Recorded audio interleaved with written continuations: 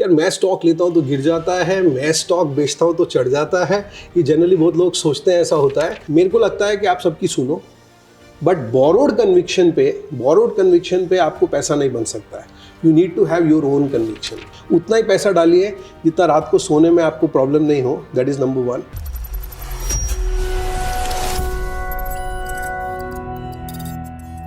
आज की जो हमारी कॉन्वर्सेशन है वो आपके लिए काफी इंटरेस्टिंग होने वाली है। आप सीखने वाले हो कि अगर आपको स्टॉक मार्केट में पैसा कमाना है, एज अ ट्रेडर कमाना है, एज अ इन्वेस्टर कमाना है, तो क्या करना पड़ेगा। हमारे साथ ये कंप्लीट डिस्कशन करने के लिए है आशीष नंदा सर, जो हेड कर रहे हैं digital business of Kotak securities. Other than इनका formal introduction, I personally feel sir जितना ट्विटर पे आपके और हमारे इश्यूज को रेस करते हैं, उसके लिए सर एक थैंक यू तो आपको बनता है। सो काफी इंटरेस्टिंग और इंपॉर्टेंट कॉन्वर्सेशन रहेगी। अगर आपको थोड़ी जल्दी सुनने की इच्छा है तो आप 1.5x पे सुन सकते हो, बट सुनना उसी समय जिस समय पूरी कॉन्वर्सेशन सुनने का आपके पास टाइम हो, क्योंकि ये एक मास्टर क्लास कैसे लीजिएगा। एक कंप्लीट 25 इयर्स के ऊपर का एक्सपीरियंस आपको मिलने वाला है in compact less than 1 hour. तो चलिए शुरू करते हैं। सर सबसे पहले आई वुड वांट कि आप अपना एक शॉर्ट में इंट्रोडक्शन भी दीजिए एंड आपकी जर्नी को कवर कीजिए, मोर देन इंट्रोडक्शन, कि आपका स्टॉक मार्केट की जर्नी कैसे रही है। So Anand, I am a chartered accountant by profession. So एक स्टॉक मार्केट में इंटरेस्ट तो पहले से बना हुआ था, बट मेरी जर्नी स्टार्ट हुई जब मैं पूना में काम करता था। After my CA I worked 1 year with a company in Pune where I had a friend who used to invest in stock market. तो पहला स्टॉक मेरे को उसने खरीदवाया। ये कौन सा समय है सर? ये समय है सन 2000 का, .com बबल से जस्ट पहले। तो स्टॉक का नाम था NIIT। मैंने वो खरीदा था। By the time I sold, .com bubble bust नहीं हुआ था, तो मेरा वो स्टॉक निकल गया, अच्छा पैसा बनाया। तो that was my first episode with the stock market. वहाँ से थोड़ा इंटरेस्ट पैदा हुआ, but I think over a period of time then I got an opportunity with Kotak securities. Broker था, मुझे ऐसा लगा यार ये राइट प्लेस है, स्टॉक मार्केट में इंटरेस्ट भी है, यहाँ पे मज़ा आएगा। So I think I got into Kotak Securities. That was also in the year 2000. So 2000 से आज मोटा मोटा 25 साल का सफ़र हो गया है।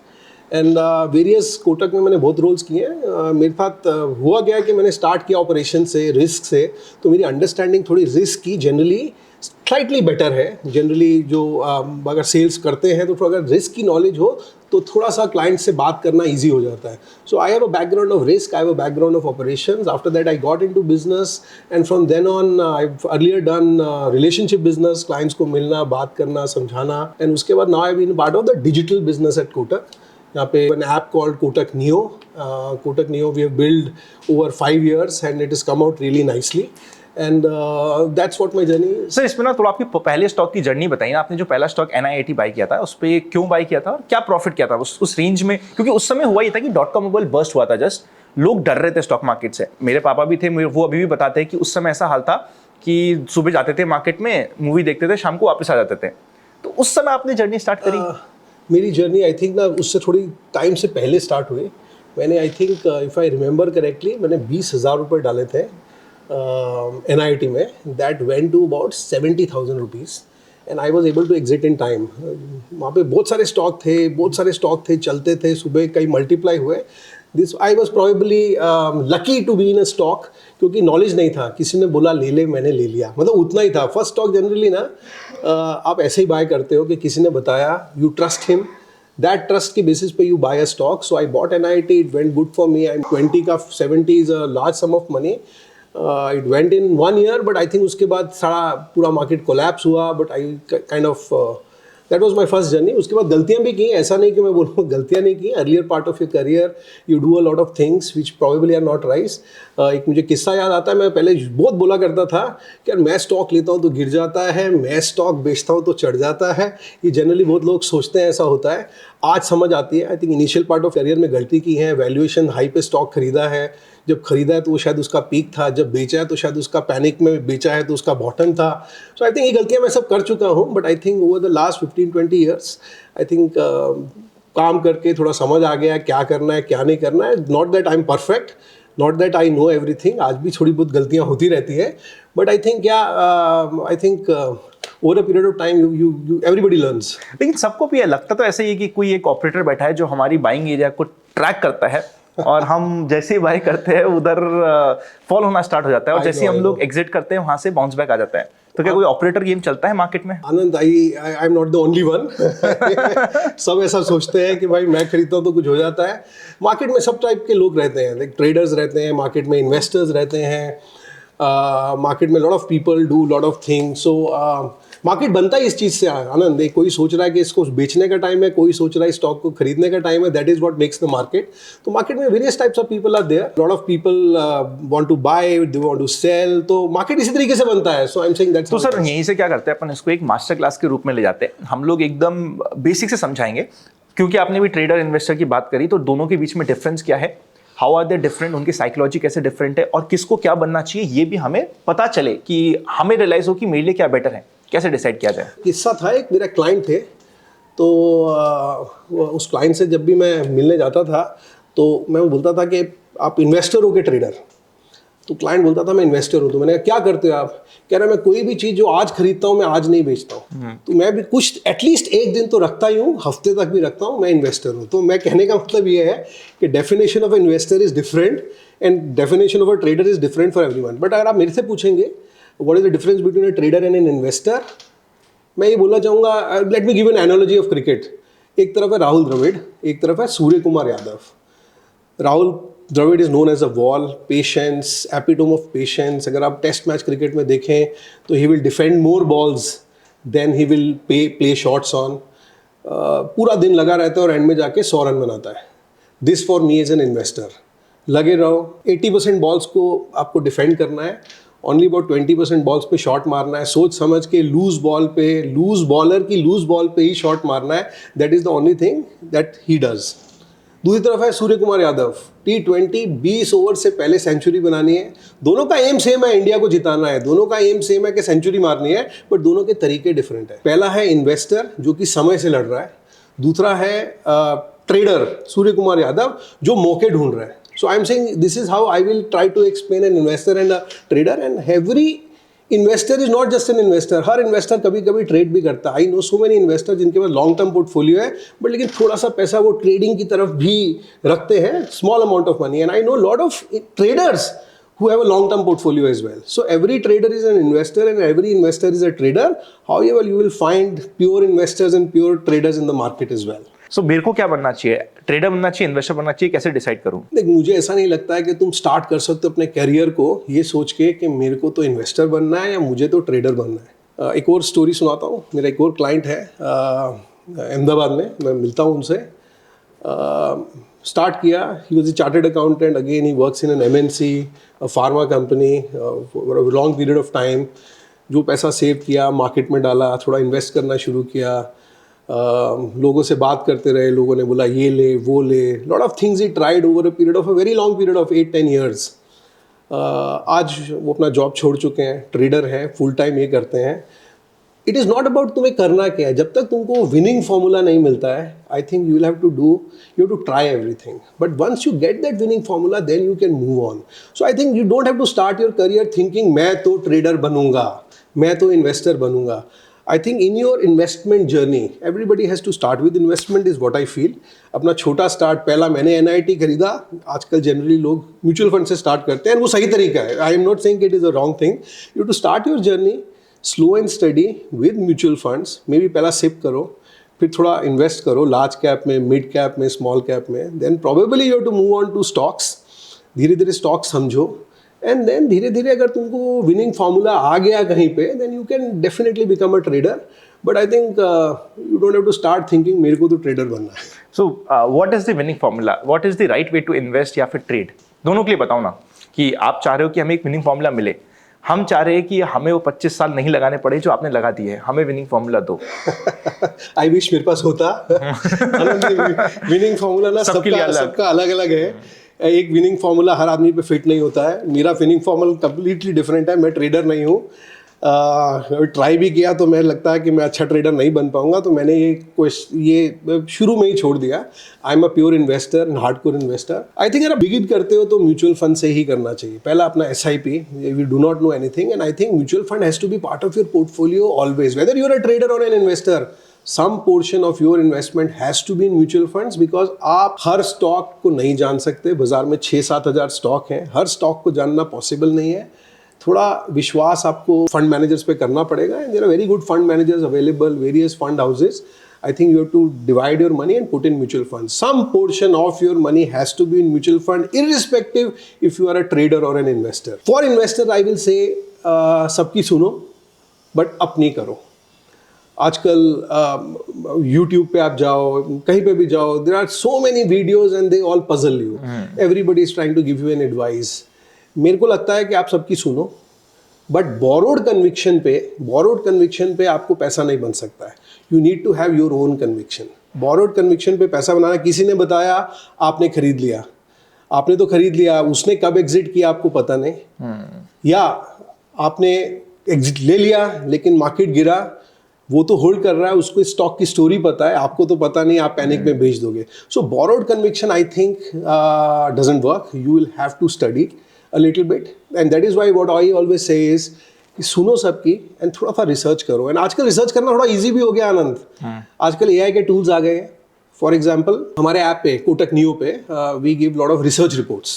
हम 300 स्टॉक्स कवर करते हैं, उसकी रिसर्च रिपोर्ट आती है हर क्वार्टर. रिजल्ट के अगले दिन हम एक रिसर्च रिपोर्ट देते हैं, ये स्टॉक हमें कैसा लगता है ना. उसके अंदर बोलते हैं बाय कीजिए, सेल कीजिए, but it is not about buying and selling. It is about reading that research report for you to know ये स्टॉक में है क्या. तो एक रिसर्च रिपोर्ट लीजिए, टाइम नहीं 8 पेज पढ़ने के लिए, एआई टूल में डालिए, बोलिए इसकी यार 1 पेज की समरी बता दे, 1 पैराग्राफ की समरी बना दे, 2 पेज की समरी बना दे, वो हर चीज की समरी बनाता है. I think you have to now start reading. If you are investing in a stock, थोड़ा उसके बारे में पढ़ो, क्वार्टर ऑन क्वार्टर पढ़ो. मुझे लगता है इवन एनालिस्ट कॉल सुनो. हर कंपनी एक एनालिस्ट कॉल करती है अपने रिजल्ट्स के बाद. थोड़ा सुनने से समझ लगता है कि कंपनी क्या कर रही है, क्या नहीं कर रही है. And if you have your own conviction, no, in bad times you will hold the stock, in good times probably you will not sell that stock. You need to know इसके पीछे चल क्या रहा है. एंड मैंने आपके भी कई वीडियो देखे हैं, कई लोगों के साथ आपने वीडियो किए हैं. One theme that I've heard is कि if you get your own conviction, that is where you can make real serious money on a stock. Sir जैसे रिसर्च रिपोर्ट की आपने बात करी है, फ्री फॉर ऑल है, राइट? सो आपको मेरा ऐप स्टोर से ऐप डाउनलोड करना पड़ेगा. तो ऐप डाउनलोड करेंगे. और ऑनलाइन मेरे को वेबसाइट पे कहीं पे मिलेगी रिसर्च रिपोर्ट, या सिर्फ ऐप पे ही अवेलेबल है? ये द लॉ इज कि you can give it to only your clients. तो हम क्लाइंट्स को देते हैं. एक बार आपको ऐप डाउनलोड करना है and then you get access to about 300 companies in that research. Interesting. Sir तो अभी क्या हो रहा है कि जो डेटा आता है कंप्लायंस अथॉरिटीज़ की तरफ से कि सिर्फ 7% of the FNO traders are making money, बाकी लोग नहीं बना पा रहे, ट्रेड में लोगों का पैसा डूब रहा है. इवन ये भी रिपोर्ट थी कि XYZ amount of money average में एक आदमी लूज कर रहा है. कारण क्या है? एफएनओ में क्यों लूज कर रहे हैं? आप ऐप खोलेंगे कोई भी, आजकल वो डिस्क्लेमर आता है, पता नहीं if have you seen it और नॉट, उसको ओके करना पड़ता है तभी आगे बढ़ जाते हैं.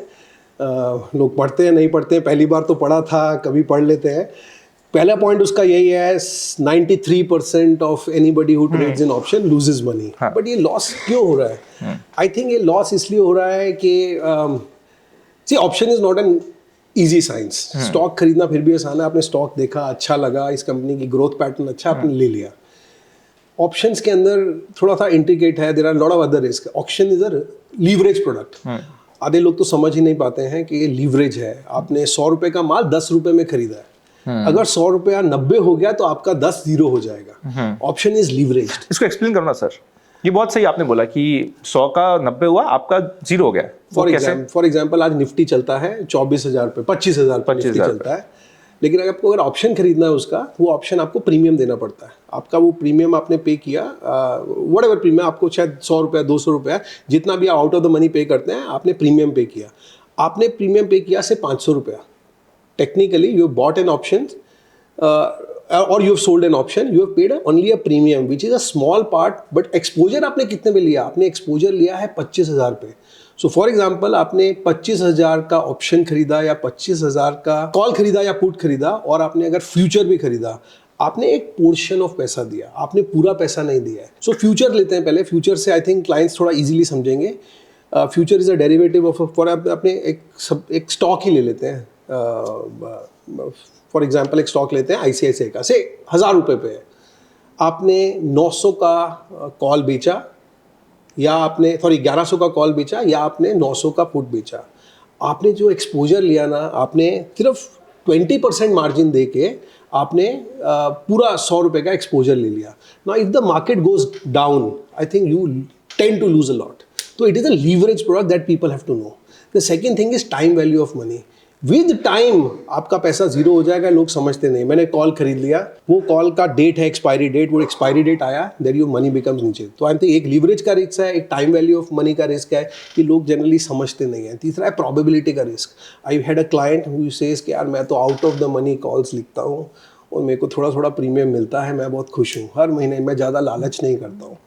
बट अचानक से I think I met him after a couple of years and he says यार मैंने वो बंद कर दिया. मैंने क्या हुआ, कह रहा है मार्केट वॉलेटाइल हुई, मैंने सारा पैसा खो दिया. The problem is understanding of an option. If you understand option you should do it. Risk management is very important. Option is a slightly difficult science. I am not saying नहीं कर सकते हैं. अब मैं ये नहीं बोलता हूँ कि ऑप्शन डिफिकल्ट है, पहली बार तो ट्राई करना ही पड़ेगा, करेंगे. But I think if you are getting into FNO, I think you to start really small. छोटे पैसे से कीजिए जिससे रात को नींद आ सके. उतना ही पैसा डालिए जितना रात को सोने में आपको प्रॉब्लम नहीं हो. That is number one. Number two is risk management is very important.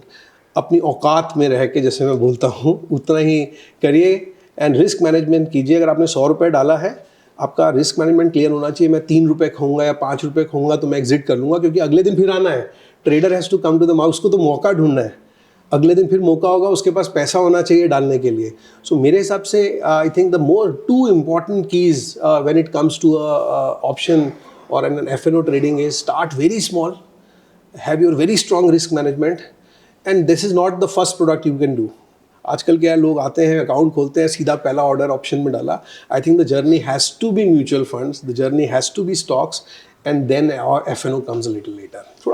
थोड़ा इंट्रिकेट साइंस है, समझना पड़ता है. सर जैसे आपके पास तो एफएनओ का बहुत डेटा होगा, जो आपके क्लाइंट्स हैं उनका भर भर के डेटा पड़ा है आपके पास कि कौन क्या पैसा लूज कर रहा है. 3 सबसे बड़े कारण बताओ ना जिसकी वजह से लोग लूज कर रहे हैं एफएनओ में. देख, मुझे लगता है लोग ऑप्शंस करने के लिए ना ग्रीक्स की नॉलेज होनी बहुत जरूरी है. You need to know what is delta, what is vega, what is gamma.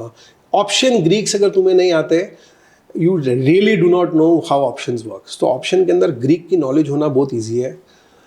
Social media में वीडियो देख के जनरली ऑप्शन ट्रेडिंग करना एंड सोचना कि मैं कर लूँगा, I think is it difficult. Instead of copying people strategies, I think everybody has to understand how greeks work. थोड़ा समय लगेगा बट आ जाएगा. फॉर एग्जाम्पल हमारे कोटक न्यू ऐप में we have an option chain where we give all greeks. But वो greek अगर समझ के तुम ट्रेड करोगे ना, तो तुम्हें समझ आएगा मैं कितना रिस्क ले रहा हूँ, क्या ले रहा हूँ, क्या नहीं ले रहा हूँ. I don't want to take a class on how greeks work, but I think option greek की नॉलेज होना बहुत ज़रूरी है. दूसरा, जनरली ना मुझे ऐसा लगता है कि लोग ना ग्लैम्बलिंग ज़्यादा कर रहे हैं instead of really investing when it comes to options. एक स्टॉक ले लिया, थोड़ा लक पे खेल रहे हैं. I think you to really get into deep into this science. अगर आप वो सेबी की रिपोर्ट पढ़ें जिसमें बोलते हैं कि 93% लोग पैसा खो रहे हैं, वो रिपोर्ट ये भी बोलता है जो पैसा खो रहे हैं उसमें से 20 to 30% of the money is going towards costs. सब ऑप्शन समझते नहीं है. तो let's take an example of margin funding. आपने एक स्टॉक, आपको अच्छा लगा, आपने वो स्टॉक ले लिया. को लेना है, आपके पास 1 ही लाख रुपए है, बट आपको लगता है स्टॉक में बहुत हाई कन्विक्शन है. आपने टेक्निकल्स चेक किए हैं, फंडामेंटल चेक किए हैं, बट आपको लगता है कि मुझे स्टॉक लेना है. तो आपने लाख रुपए आपके पास है. You can take margin funding from a broker who will say he will give you 2 lakh rupees more. तो आपने 1 लाख की जगह 3 लाख रुपए का माल ले लिया. तो ये स्टॉक अगर 10% ऊपर चला गया, जो कि आप सोच रहे हो, तब तो कोई प्रॉब्लम ही नहीं है. यू विल मेक 3 लाख पे 30,000 रुपीज़ की रिटर्न, जो कि अलग आपने अपना पैसा डाला होता तो सिर्फ 10,000 बनता. मैं आपको लीवरेज का बता रहा हूँ. आपने 1 रुपया अपना डाला, 2 रुपये ब्रोकर से लिया, आपने 33% अपना डाला, लेकिन आपने रिस्क लिया 100 रुपये का. तो 1 लाख आपका है, 3 लाख का माल ले लिया आपने. मार्केट 10% ऊपर गया, 30,000 बन गया. पहले 10,000 बनता था. मैं कॉस्ट पे नहीं आता हूँ, थोड़ी इंटरेस्ट कॉस्ट लगेगी. हाउएवर अगर नीचे चला गया यही, तो आपका 1 लाख का नुकसान कितना होता था? 10% नीचे 10,000 रुपए का. इस केस में कितना नुकसान हो गया? आपको 30,000 का नुकसान हो गया, जो आपकी कैपिटल का 30% हो गया. जो आपकी कैपिटल का 30% हो गया.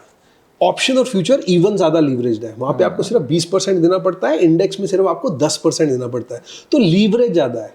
तो आपको ये समझने की जरूरत है, मैं 10 रुपए में 100 रुपए का माल खरीद रहा हूं, अगर ये 100 रुपए का माल गिर के 90 हो गया, मेरा 10 रुपया वाइप आउट हो जाएगा। सो आप कहना चाह रहे हो कि जो मेजर पोजीशंस आप देख रहे हो जो कट रही है लोगों की, वो ऑटो स्क्वायर ऑफ हो रही है बिकॉज ऑफ मार्जिन्स, ऐसा कुछ? आई डू नॉट नो, मेरे को ऐसा नहीं लगता है कि लोग अपनी पोजीशन, आजकल लोग जो ऑप्शंस करते हैं थोड़ा सा आई थिंक उनको आइडिया हो गया है, उनको पता है कितना मार्जिन है, कितना होना चाहिए, थोड़ा बफर भी दुनिया रख रही है। आई एम नॉट सेइंग कि लोगों की पोजीशंस अपने आप कटती चली जा रही हैं, जिनको नई आइडिया कट भी रही होंगी। मैं यही बोलना चाह रहा हूँ कि लीवरेज है, लोगों को समझना है, लीवरेज इज वेरी हाई। तुमको ये समझना है कि अगर मार्केट नीचे जाएगी तुम्हारा पूरा कैपिटल जा सकता है। So that is the risk people need to understand when it comes to options.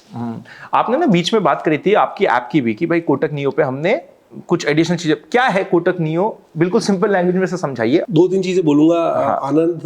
Number 1, we are a traditional broker, 30-year-old broker. लोगों को अभी लगता है कि भाई ये थोड़े ट्रेडिशनल टाइप के ब्रोकर हैं, हमें अभी भी शायद न्यू एज में नहीं गिना जाता है, but I think we are the ones who have a 30-year-old broker with the latest technology.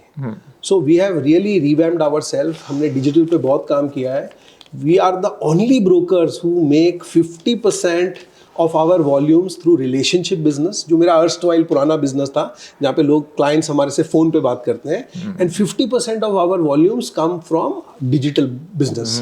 So we are the only ones who have really mixed traditional and modern together, and the change has been Kotak Neo. हमारा जो पुराना platform था वो 20 साल पुराना था, हमने 5 साल पहले नया प्लेटफॉर्म बनाया, स्क्रैच से लिखा, हमने नया ट्रेडिंग इंजन लिया, उसके ऊपर जो भी ये ऐप है ये हमने खुद इन हाउस बनाया है, and it has really come out well. I will not say that we are 100% there, but yeah, we are improving on the way. We are matching eye to eye with anyone else. हाँ, अभी बहुत काम करना बाकी है because changing. कुछ 3 features बताओ ना जो स्पेशल हो। So मैं तेरे को 3 चीजें की जगह 4 बोलता हूँ। 4 बताइए। डन। पहला है हमारा एक फीचर है विच इज फॉर इन्वेस्टर्स से स्टार्ट करते हैं। मुझे रिसर्च जो हमारे प्लेटफॉर्म के ऊपर है ना, ये मेरे को बहुत पावरफुल लगती है, and I think people should read, and read भी आज ज़्यादा नहीं करना है। हम लॉन्ग फॉर्म रिसर्च भी देते हैं, शॉर्ट फॉर्म रिसर्च भी देते हैं। 1 पेज समझना है तो 1 पेज, 8 पेज पढ़ना है तो 8 पेज। कॉम्पिटिशन एनालिसिस, P&L, कहाँ ठीक कहाँ गलत, पढ़ना शुरू करें। हर क्वार्टर रिसर्च आएगी, पढ़ना शुरू करें। और आप रिसर्च हाउस भी, ये मेरे को पता है, राइट? तो वो आपको बेनिफिट मिल रहा है। We are one of the top research houses. तुम्हारी रिसर्च है, मैं ये नहीं बोल रहा हूँ रिसर्च के ऊपर लिखा है बाय सेल, वो मत देखिए, बट रिसर्च पढ़ने के लिए पढ़िए, मतलब आपको पता हो एक कंपनी में क्या हो रहा है। So this is number 1, the first thing that I think which is a very powerful thing. The second thing that we have is a tool called strategy bot. तो आजकल बहुत लोग ट्रेडर्स बनना चाहते हैं, लोग 1 लाख 2 लाख 4 लाख ऑर्डर डालते हैं, तो होता क्या है इसमें थोड़ी स्लिपेजेस होती हैं। फॉर एग्जांपल आपने अगर 1 लाख ऑर्डर डाला, सपोज 100 रुपये में आपने कुछ खरीदा और 50 रुपये में कुछ बेचना है, तो आप 100 अलग से खरीदेंगे, वो शायद 100 की जगह 101 रुपये का आए। आपको 50 में बेचना है, वो किसी और प्राइस पे आए। अभी आप ये दोनों ऑर्डर एक ही प्राइस पे डाल सकते हैं, बाय 100 minus 50, 50 रुपए। As soon as the price reaches 50 for both these 2 legs, the order will go. You can put a 2 leg order, 3 leg order, 4 leg order. We are increasing it to about 12 leg orders, which has not happened, but it will happen soon. So this reduces slippages. It's a risk management tool. आप अच्छे से trade कर पाएं, उसके लिए एक risk management tool है। That is the second one. The third one is trade from charts. पहले क्या होता था, आप चार्ट्स पर ट्रेड करते थे, लेकिन ऑर्डर डालने के लिए वापस बाय विंडो खोलना है, वहाँ जाके बाय करना है। आजकल लोग चार्ट्स के ऊपर ही ट्रेड कर लेते हैं। तो this is our third feature. It is already come on our web, it is coming on our app also. Chart के ऊपर ही वहीं पे क्लिक किया, वहीं पे बाय हो गया, वहीं पे सेल हो गया, वहीं पे टारगेट ऑर्डर लग गया, वहीं पे स्टॉप लॉस लग गया, वहीं पे कैंसिल, वहीं पे modify. So everything happens, and वहीं पे ऑप्शन चेन, वहीं पे आपकी पोजीशंस, वहीं पे आपकी watch list, everything comes on one screen, which makes it very easy for a trader to trade. This is the third.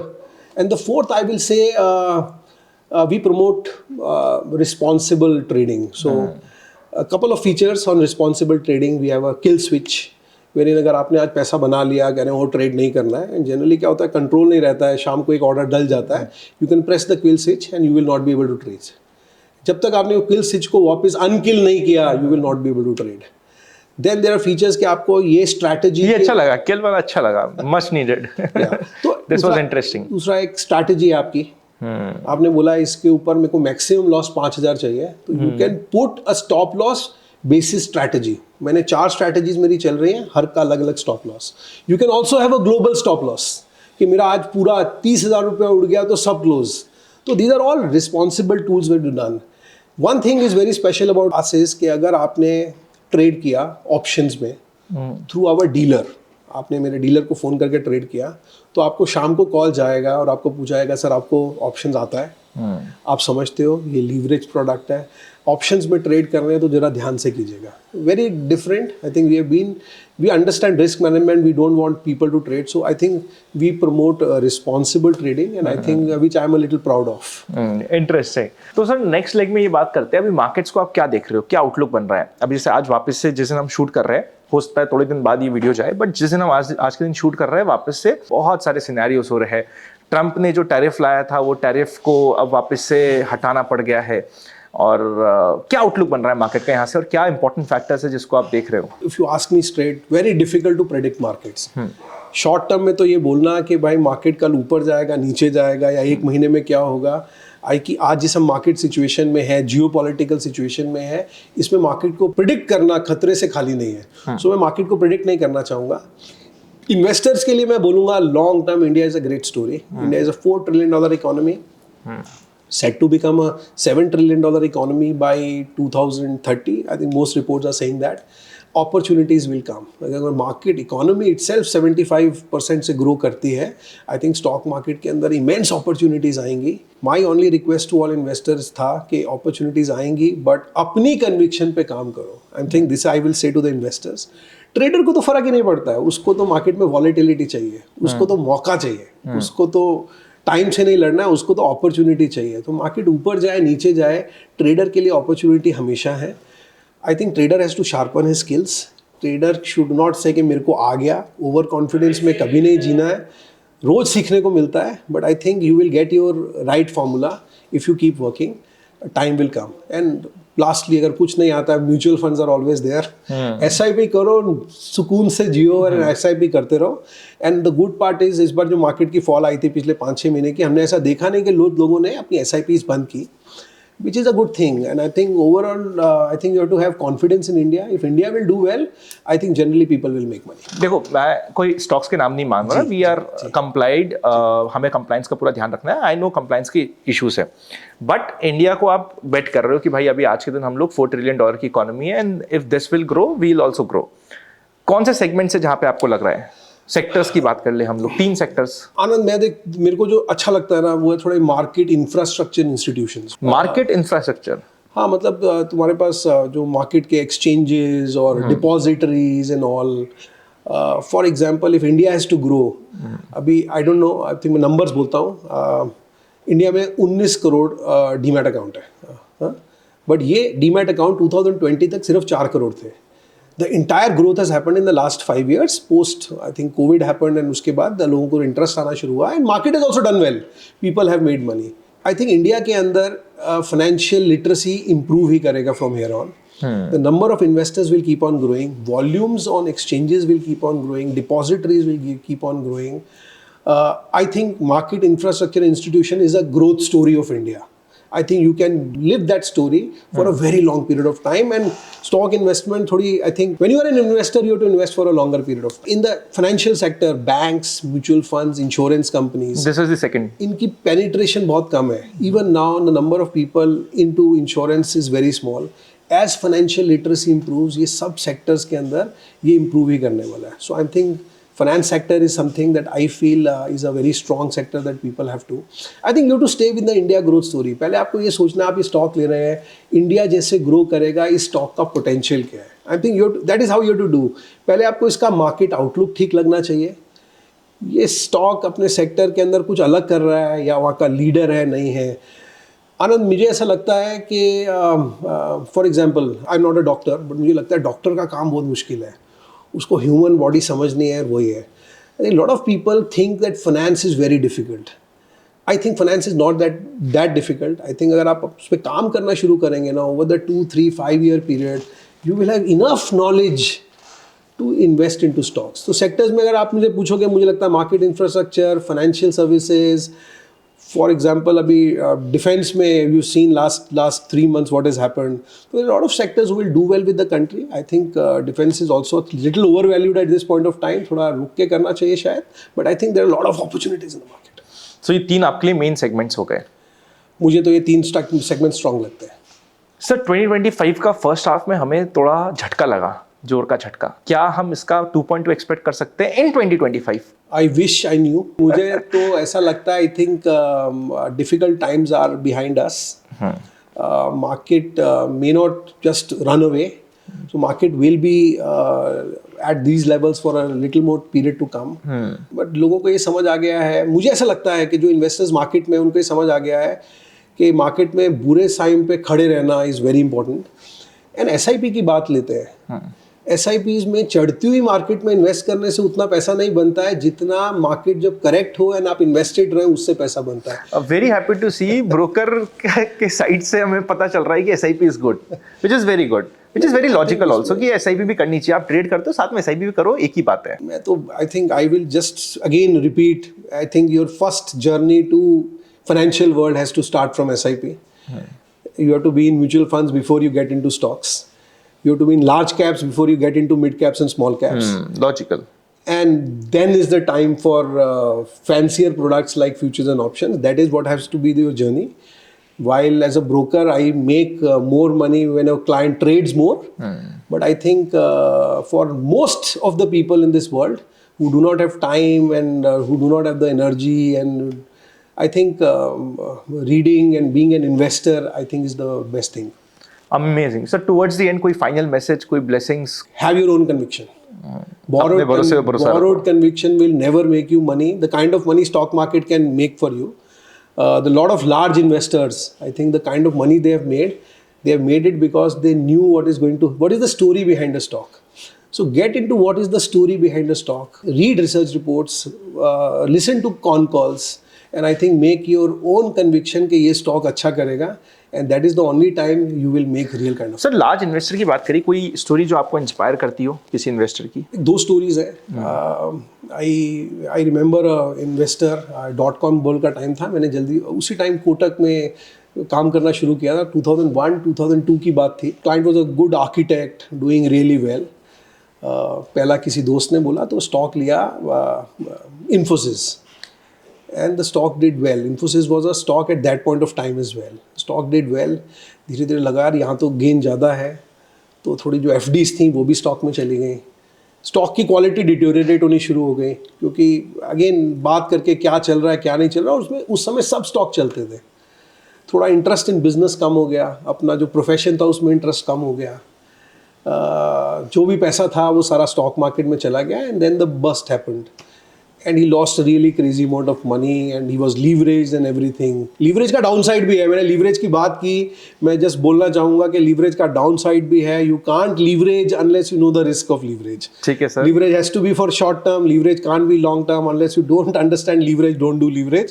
Unless कभी लोग समझ लेते हैं कि leverage मैंने recommend किया है, मैं थोड़ा उसका risk भी बोल देना चाहूँगा। So I think this was one story of a customer who lost everything, again went back to his own profession, start किया, and probably I had known him for a very long period of time, started everything all over again, did well. But this is one side of the story.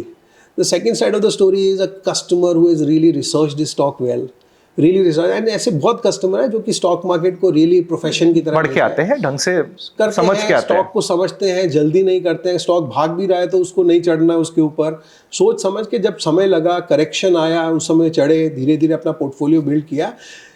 I think building a portfolio is important, and I also think that I am a very good portfolio manager. मुझे सब आ गया, लेकिन अभी भी मेरी daughter has just moved to the US for further studies.